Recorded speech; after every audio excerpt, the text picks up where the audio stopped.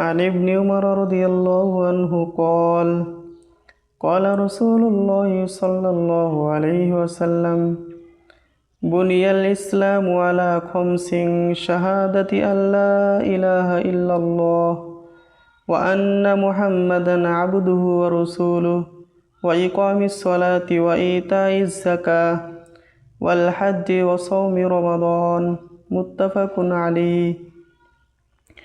হযরত আব্দুল্লাহ ইবনে উমর রাদিয়াল্লাহু আনহুমা নবী করিম সাল্লাল্লাহু আলাইহি ওয়াসাল্লামের ইরশাদ নকল করেন যে ইসলামের ভিত্তি 5টি খুঁটির উপর প্রতিষ্ঠিত।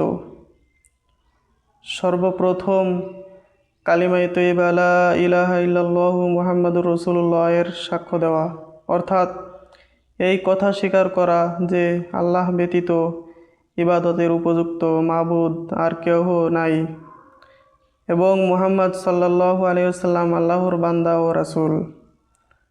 অতঃপর নামাজ কায়েম করা, যাকাত আদায় করা, হজ করা, রমজান মাসের রোজা রাখা।